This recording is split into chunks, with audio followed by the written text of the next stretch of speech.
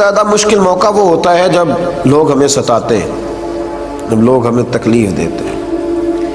چھوٹی سی بات کسی شخص نے کر دی، قوت برداشت ہوتی نہیں، پھر ہم اس کے خلاف منصوبہ بندی کرتے ہیں۔ اور کئی دفعہ ایسا ہوتا ہے کہ اس کی چھوٹی تکلیف کے بعد ہم بڑا سارا ظلم کرتے ہیں اس کے ساتھ۔ جب ہم بدلہ لینے پہ آتے ہیں تو پھر ہمارے اندر اس قدر زیادہ خوفناک عزائم جنم لیتے ہیں کہ سامنے والا بکھر جاتا ہے، ٹوٹ جاتا ہے۔ لیکن اگر ہم تھوڑی دیر حوصلہ کریں، تھوڑی دیر ہم، بھائی وہ جو زیادتی اس نے کی تھی اور تو نے 11 گنا بڑھ کے کر لی، تو اب تو بہت بڑا ظالم ہو گیا، اس کا ظلم تو تیرے ظلم میں دب گیا، تو نے بڑی تکلیف دی۔ اب وہاں اگر تو صبر کر جاتا، اگر تو احتیاط کر لیتا، تھوڑی دیر احساس کرتا، تو پھر تجھے خیال ہوتا کہ اس نے ظلم کیا ہے تو پھر قیامت کے دن اللہ مجھے بدلہ بھی عطا کر دے گا۔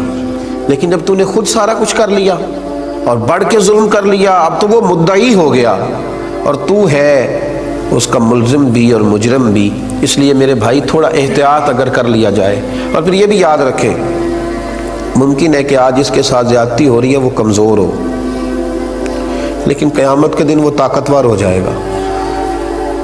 ممکن ہے آج وہ غریب ہو، لیکن قیامت کے دن رب کریم اسے مالا مال کر دے گا، اللہ اسے قیامت کے دن طاقتور کر دے گا، پھر تم نے بدلہ دینا ہے۔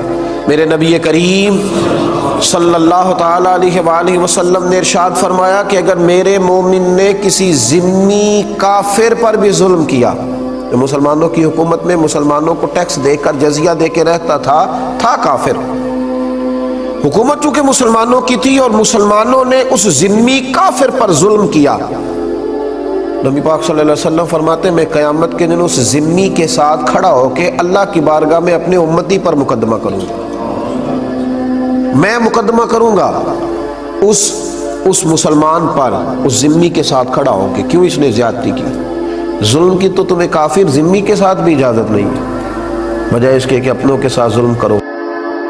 شاہ کسریٰ نے نا اپنے بیٹے کو عالم بنانے کے لیے ایک استاد کا بندوبست کیا۔ ایک درویش بزرگ تھے تو شاہ کسریٰ کے بیٹے کو نا وہ پڑھایا کرتے تھے۔ اس دور کے جو اخلاقیات تھے، جس طرح کی بھی تعلیم تھی، وہ پڑھاتے رہے، استاد صاحب پڑھاتے رہے، زمانہ استاد اللہ تبارک و تعالیٰ سے ڈرنے والے تھے، پڑھاتے رہے، زمانہ بیت گیا۔ جب وہ طالب علم فارغ ہونے کے قریب ہو گیا، علم اس کا مکمل ہو گیا، تو ساری چیزیں کتابوں سے نہیں آتی، کچھ استادوں کا سینے کا فیض بھی ہوتا ہے، کچھ مشائخ کے سینے کا فیض ہوتا ہے، شرط یہ ہے کہ وہاں بھی فیض ہو،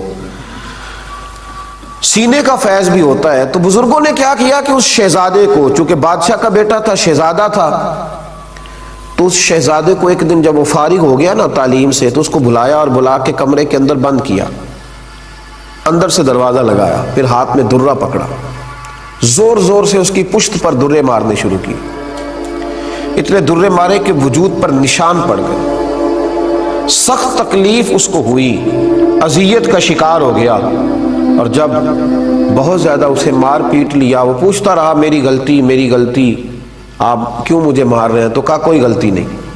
جب اچھی طرح مار لیا، دروازہ کھولا تو شہزادہ گھر چلا گیا، جا کے اماں سے شکایت کری کہ آج میرے استاد نے بہت مارا ہے۔ اماں کہنے لگی بیٹا استاد بلا وجہ نہیں مارا کرتے، کہا آپ ایک دفعہ ابا سے کہے تو صحیح۔ شکایت لگائی بادشاہ سے، بادشاہ کہنے لگا بیٹے نہیں، استادوں کو جو قومیں کٹہروں میں کھڑا کرتی ہیں وہ پڑھا نہیں کرتی، تو میں نہیں پوچھوں گا تیرے استاد سے۔ بات ختم ہو گئی، لیکن شہزادے کے اندر سے غصہ نہیں گیا۔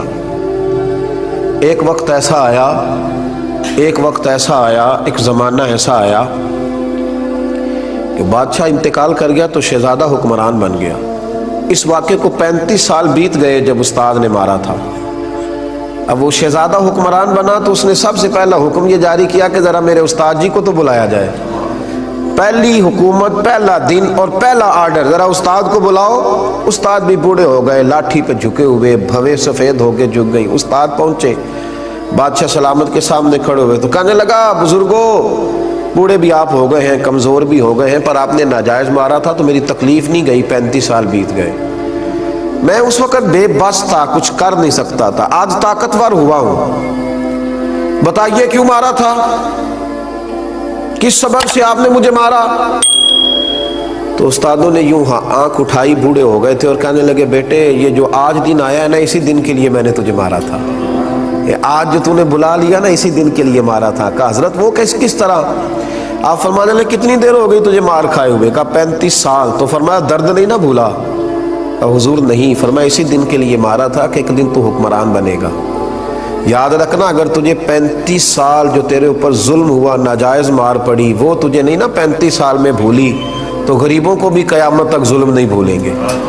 دیکھنا تو بادشاہ بنا ہے، کسی پہ ظلم نہ کرنا، زیادتی نہ کرنا، ورنہ قیامت تک۔ فرمایا آج تو اقتدار میں آیا ہے تو مجھے کٹہرے میں بلا لیا ہے، غریب قیامت کے دن اقتدار میں ہوں گے تو تجھے کٹہرے میں بلائیں گے، پھر تو نے جواب دینا ہے۔ دیکھنا ظلم نہ کرنا۔ وہ شہزادہ تھا پر سمجھدار تھا، اٹھ کے استادوں کے قدموں سے لگا، کہنے لگا اللہ آپ کو میری طرف سے بہترین صلہ عطا کرے، آپ نے میری تربیت کر دی، مجھے سمجھا دیا، مجھے یہ شعور دے دیا کہ اب میں اس بات کو سمجھ گیا ہوں کہ کبھی کسی کے ساتھ کوئی زیادتی نہیں۔ اور پھر ایک اور بات ہے، جب ہم ظلم کر رہے ہوتے ہیں نا تو ہم بھول جاتے ہیں، ہم کہتے ہیں سارے دروازے بند ہیں، ہر آدمی مجھ سے ڈرتا ہے، میں اقتدار میں ہوں، میرے ہاتھ میں دھرا ہے، میری جیب میں نوٹ ہے، اس وقت سارے لوگ میرے حق میں بولتے ہیں، اس وقت زمینی حقائق میرے ساتھ ہیں، کون مجھے پوچھ لے گا؟ ہاں حالانکہ یہ وقت زیادہ لمبا نہیں چلتا، کوئی بھی نہ دیکھ رہا ہو تو عرش کا مالک تو دیکھ رہا ہوتا ہے نا، رب کریم تو دیکھ رہا ہوتا ہے نا، اللہ تبارک و تعالیٰ تو جانتا ہے نا یہ زیادتی کر رہا ہے۔ اللہ حضرت وہب ابن منبہ رحمت اللہ علیہ فرماتے ہیں بنی اسرائیل کا ایک شخص تھا بادشاہ، اس نے محل بنانا تھا، تو محل کا جب اس نے نقشہ تیار کرایا تو ایک بوڑھی کی جھونپڑی بھی محل کے اندر آ رہی تھی، بوڑھی کی جھونپڑی۔ تو وہ بادشاہ نے اس بوڑھی خاتون سے کہا کہ یہ جھونپڑی میرے ہاتھ بیچ دو، میرے محل کا نقشہ خراب ہوتا ہے۔ تو وہ خاتون کہنے لگی کہ میں بیاہ کے یہاں آئی تھی، چاہتی ہوں کہ میرا جنازہ ہی یہاں سے اٹھے، تو مہربانی کرو مجھے تکلیف نہ دو، میں پکا ہوا پھال ہوں، پتہ نہیں کب دنیا سے چلی جاؤں گی، مجھے اسی گھر میں رہنے دو، بیوہ ہوں، لاوارث ہوں، اولاد میری ہے نہیں، مجھے یہیں رہنے دو۔ لیکن جب لوگ ظلم پہ آئے ہوتے ہیں تو پھر انہیں یہ ساری چیزیں نظر نہیں آتی۔ اس نے کہا تجھے الگ سے مکان بنا دیں گے، 11 گنا رقم دے دیں گے، تو یہ میرے حوالے کر دے، مجھے دے دے۔ اب وہ بوڑھی خاتون تھی، یہ بزرگ جو ہوتے ہیں انہیں اپنی جھونپڑیوں سے بڑا پیار ہوتا ہے، بچے گاؤں سے چلے جاتے ہیں شہر میں، لیکن دادا جان کہتے ہیں کہ میرا یہیں دل لگتا ہے، دادی اماں کہتی ہیں کہ مجھے بیٹا یہیں رہنے دو، یہی مجھے وقت گزارنے دو۔ اس بوڑھی سے جب ضد کی تو بوڑھی کہنے لگی کہ میں نہیں جاؤں گی چھوڑ کے۔ اب تو اس نے باہر بھی گھر سے نکلنا چھوڑ دیا، اپنے گھر کے اندر رہتی کہ میرا کوئی مکان نہ گرا دے۔ بادشاہ نے 4-5 لوگوں کا ذمہ لگایا کہ جب خاتون گھر سے نکلے نا تو اس کی جھونپڑی گرا دینا۔ وہ بیچاری کسی حاجت طبی کے لیے، ضرورت کے لیے گھر سے باہر نکلی تھی کہ بلڈوزر آ گیا۔ وہ بڑے دن گھر میں رہی، لیکن جیسے ہی نکلی تو بڑی بڑی کرینیں آ گئی، اس غریب کی جھونپڑی گرا دی گئی۔ کچھ گھنٹوں کے بعد جب وہ لوٹی تو جس گھر میں زمانے بتائے تھے وہ گھر زمیں بوس ہو گیا، وہ گھر ٹوٹ گیا۔ اب اس نے درد کے ساتھ ایک چیخ ماری، اور حضرت وہب ابن منبہ کہتے ہیں کہ دعا اس نے ان لفظوں کے ساتھ کی، کہنے لگی اے اللہ میں تو موجود نہیں تھی پر تو تو موجود تھا نا، اے مالک میں تو موجود نہیں تھی پر عرش کے رب تو تو موجود تھا نا، تو تو دیکھ رہا تھا، یہ کیسے ہوا؟ فرماتے ہیں جب اس ماں نے اس درد سے دعا کی، میرے محبوب نے فرمایا جب مظلوم دعا کے لیے ہاتھ اٹھاتا ہے تو آسمان دروازے کھول دیتا ہے۔ جب اس نے کہا نا کہ اے اللہ تو تو موجود تھا، تو رب کریم نے فرشتوں کو حکم دیا کہ یہ سارے کا سارا علاقہ زمیں بوس کر دو، اس بادشاہ کا تخت زمین سے اٹھا کے پلٹ دو، یہ ساری بستی تباہ کر دو۔ جو لوگ ظلم کرتے ہیں وہ بچا نہیں کرتے، فرمایا وہ سارا شہر تباہ کر دی۔ ہم یہ سمجھتے ہیں کہ کون ہے دیکھنے والا، دروازے تو بند ہیں، اقتدار میرے پاس، طاقت میرے پاس، میں نے اس کو بھی سمجھا لیا ہے، اس پہ بھی روک ڈال لیا ہے، اس شخص کو بھی اپنے ہاتھ میں کر لیا، اس کو بھی کنٹرول کر لیا، اب کون ہے میرے خلاف بغاوت کرے گا؟ جب بغاوت ہوتی ہے تو بڑے بڑے تاج اچھل جاتے ہیں، بڑی بڑی کرسیوں کے چاروں پیر ٹوٹ جاتے ہیں، اور بڑے بڑے اقتدار میں لوگ زنجیروں میں جکڑ دیے جاتے ہیں، بڑی بڑی آزمائشیں قریب آتی ہیں۔ ظلم نہ کریں کبھی بھی، اللہ تعالیٰ عہدہ دے، اقتدار دے، طاقت دے، دولت دے، उसे अपनी सियासत ना समझें, उसे खुदा का फजल समझें। अगर आपने अभी तक हमारा चैनल सब्सक्राइब नहीं किया तो फौरन सब्सक्राइब कीजिए, साथ ही बेल आइकॉन पर क्लिक करें ताकि मज़ीद वीडियो आने वाली वक्त पर मिलती रहे। अल्लाह हाफिज़।